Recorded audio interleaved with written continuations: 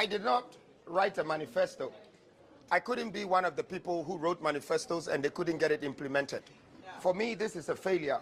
People who have been writing manifestos and doing a cut, copy, and paste. This is something that we should realize, that you can't just go and take some British manifesto and then edit it and then give it to our nation as a promise, and it never happens. So we just came with 12 pillars. These pillars can help build the country again. And we want to also govern this country with 12 ministers. For some reason, when I was picking up the number for my ballot, it also said number 12. So I'm 12, 12, 12. And I think that we're going to be voting on the 12th month of this year.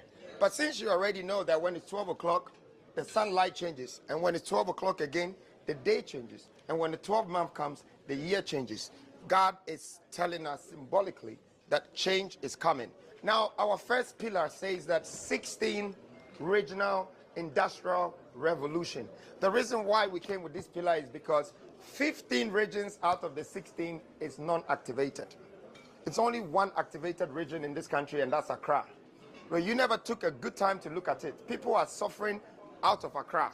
A lot of people, they are all jobless. There is nothing happening there. In the video, we tell you all the values in this region.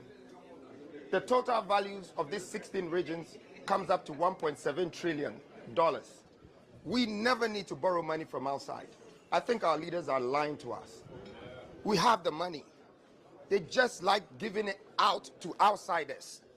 And most of us are working for organizations, and some of the organizations even belong to outsiders. But we like what we're doing because they've given us a position. A life is not about positions if it can't become a conglomerate or an empire.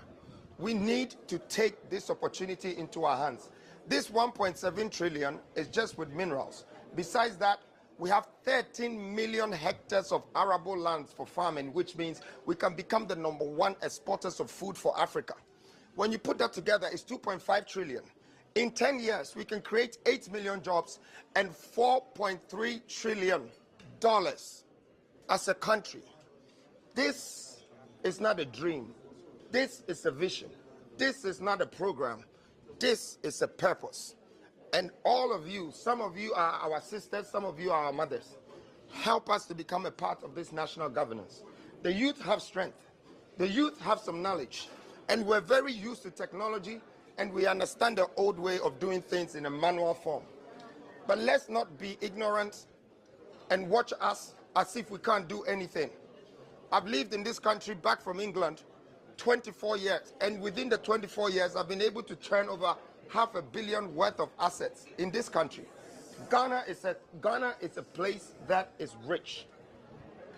The money is here, the opportunities are here, and don't ask me why everybody is running into this country from outside. What do you think they're doing? They go into the bushes and they come with machines. Industrialization is our only way out. Yes, we could be bankers and we could be insurers, but the machine is needed. Because when we wake up in the morning, we iron our clothes with machines, we cook our food with machines, we travel to work with machines, but none of the machines that we're building ourselves, which means we're buying everything from outside. We can't keep buying everything from outside when everybody is building things from inside, everywhere in the world. Dubai is doing it. Qatar is doing it. China is doing it. America is doing it. Every country is doing it. When it comes to Africa, we just want to import things.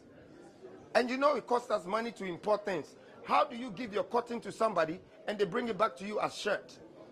There's 7 processes where you're going to turn the cotton to textile, to yard, and to pattern before it becomes a shirt. You miss all that process. You never taught your children how to do that. The reason why our cocoa is becoming a butter and it's coming from a different country because we're missing the 7 process. The processing is the plant. We need to bring these machines into our countries. We need to employ people. We don't need people to come and invest. We need to employ people. Now, I have a policy here. This policy is called Snake's Revolution. And for the first time, I am bringing such a huge opportunity to insurance by turning insurance platform into banks. Making sure that this policy, that holds snakes 10,000, that they will insure in the next 5 years of their life, will guarantee them their accommodation when they need it. It will guarantee them their hospital bill when they need it. And it would also fix their education when they need it. Please, I know I don't have enough of this to give to everybody, but if you have a chance and you want to, scan it. They say the best men in this world are the men that are sandwiched by great women. And you know, I never also got the chance to tell you women this. I am advocating for women in this country. I think your flowers haven't been given to you. The men don't want to accept that women can do what the men do. But I am already negotiating with women because I know once we come together, that will be a stronger force to change this world. Women feed us. Women turn our houses to homes. Women are the mothers of this earth. They give birth to us. So let's clap for the women first. So on my left is Dr. Mariam Isaka. That is the incoming vice president for the New Force movement. She's never been into politics. I have never been either. But we believe that together we can build this country again. So I chose a woman of this caliber that has taught people, generational leaders, and also had taken care of funds. So is disbursed properly and look out for the returns, which is something that, you know, we want to do very good. And so this is the incoming vice president. And I know Dr. Mariam Isaka. Chrissy. All right, so on my right hand is my friend, my girlfriend, my wife, my partner, and the incoming first lady. And yeah, I think we will be very young. We look too young for this, right? You think so? No, I don't think so. Well, I'm going to tell you guys something, and this is the last thing I would like to leave everybody with. Life is 7 decades. 70 years is what we're guaranteed. Your first 5 years, you know nothing. Your last 5 years, you know everything, but you can't do nothing. That's 1 decade gone. So now you have 6 left. You're going to sleep 2 decades away. Every night you sleep. So now you have 4 decades left. If you have to educate yourself, you're looking 20 years, at least. So you only have 2 decades to become a wife, a husband, a business mogul, build your dream, everything. And if you're not lucky, some woman or some man will come and steal 1 decade from you and tell you that they love you and only break your heart in the end, so you only have 1 decade left. For this reason, I feel like our time is not enough. And that's why I want to do everything while I'm young. And I don't even feel young anymore.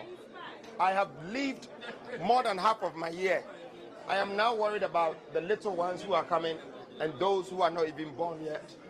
I want to leave this country with a legacy and be in the history books of this country and the continent of Africa. I don't want money. I know how to find it. Everywhere money is, I know how to go and bring it.